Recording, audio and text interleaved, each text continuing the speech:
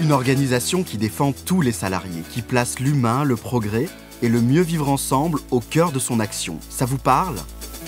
Si c'est le cas, c'est que vous avez peut-être la fibre CFDT. Qui sait? Mais au fait, c'est quoi la CFDT? La CFDT, c'est avant tout des militants, des hommes et des femmes, sur le terrain, présents dans tous les secteurs d'activité, et qui tous les jours, ensemble, font bouger les choses pour faire progresser les droits des salariés. Et ces militants, forcément, eh bien, ils portent les valeurs de la CFDT. CFDT, le D de démocratie, il veut tout dire. Justice sociale. La solidarité.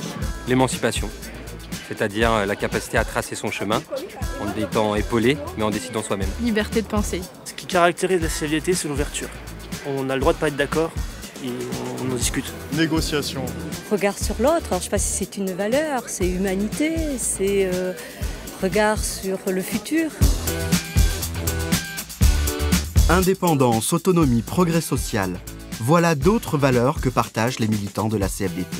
Et ils sont nombreux, 864 000 adhérents, plus de 1100 syndicats. La CFDT est implantée dans tous les secteurs d'activité, dans les grandes comme dans les petites et moyennes entreprises. Les 2/3 des adhérents sont issus du secteur privé, 1/3 des fonctions publiques et près de la moitié sont des femmes.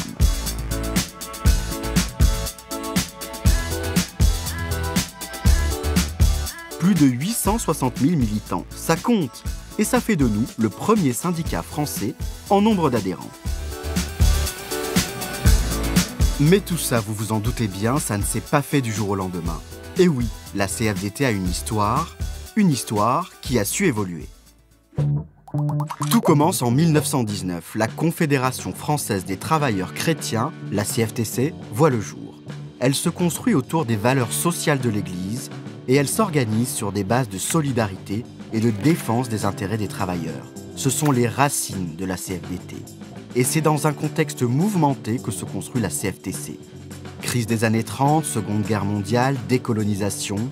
Des militants s'engagent dans la résistance et soutiennent les mouvements d'indépendance. Un courant laïque grandit dans la CFTC.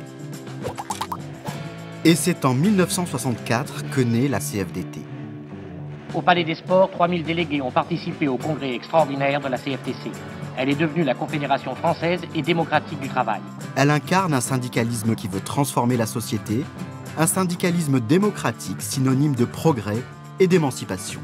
Nous avons le souci de présenter un syndicalisme moderne et attrayant. Puis arrive 68, 1968. Un vent de liberté souffle sur la société française et le monde. Dès le début, la CFDT soutient les étudiants en grève et appelle à l'action dans les entreprises. Rue de Grenelle à Paris, au ministère du Travail, les représentants du gouvernement Pompidou, les syndicats et les organisations patronales négocient. Et la CFDT obtient la reconnaissance des sections syndicales d'entreprise. Une conquête fondamentale pour tous les salariés.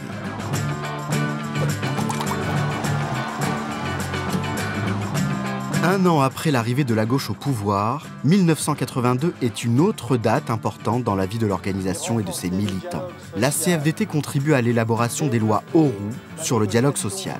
Il faut que, après 1968, qui a vu reconnaître la section syndicale d'entreprise, on en vienne à une loi pour obliger à négocier dans l'entreprise les salaires réels, la formation professionnelle, les conditions de travail. J'ai nommé un nouveau Premier ministre, M. Michel Rocard. Avec le deuxième mandat de François Mitterrand en 1988, la CFDT poursuit son action réformiste et réaffirme son indépendance politique. Ce que les salariés attendent de nous, c'est un syndicalisme qui produise des résultats concrets. On poursuit notre voyage dans le temps. Nous voilà en 1997. La CFDT obtient les 35 heures du gouvernement Jospin. La réduction du temps de travail est une revendication phare de la CFDT et les 35 heures deviennent une réalité. Avec la CFDT, soyez révolutionnaires, fabriquez le possible qui change le présent et qui façonne l'avenir. C'est en début d'après-midi que les organisations syndicales retrouvent François Fillon. En 2003, le soutien de la CFDT à la réforme des retraites est très critiqué. Elle arrache pourtant au gouvernement Raffarin le droit de partir à la retraite avant 60 ans pour ceux qui ont commencé à travailler jeunes. Plus de 600 000 personnes ont bénéficié de cette mesure. Et pour la CFDT, c'est une avancée importante. En 2008, la CFDT signe l'accord Modernisation du marché du travail. Elle obtient de nouvelles garanties pour sécuriser les parcours professionnels. Et certains droits, comme le droit à la mutuelle d'entreprise ou à la formation, deviennent transférables après un licenciement. Rien ne se perd, tout se recycle, et pour le bien de tous les salariés. On est en train de donner une vraie direction à l'évolution des futures négociations qui doivent aller maintenant sur la construction de vraies sécurisations des parcours professionnels. Après plus de 3 mois de discussions, de négociations, les partenaires sociaux... En 2013, la CFDT signe l'accord Sécurisation de l'emploi. L'objectif, favoriser l'emploi des jeunes, réduire la précarité au travail et permettre à tous les salariés d'avoir une complémentaire santé. Ce n'est quand même pas rien. Et toutes ces victoires, ces avancées pour tous les salariés, elles sont possibles parce qu'à la CFDT, il y a une organisation, une méthode et des compétences qui permettent de conquérir des nouveaux droits. Alors concrètement, la CFDT, comment ça fonctionne ? À la CFDT, c'est simple, il y a un grand chef tout en haut qui décide de tout. Et les autres, eh bien ils écoutent, ils obéissent. Non, en fait, c'est pas vraiment ça, c'est plutôt l'inverse. La CFDT, c'est avant tout un syndicalisme d'adhérents. Les adhérents, les salariés, les retraités sont au cœur de nos préoccupations. Ce sont eux qui font la CFDT.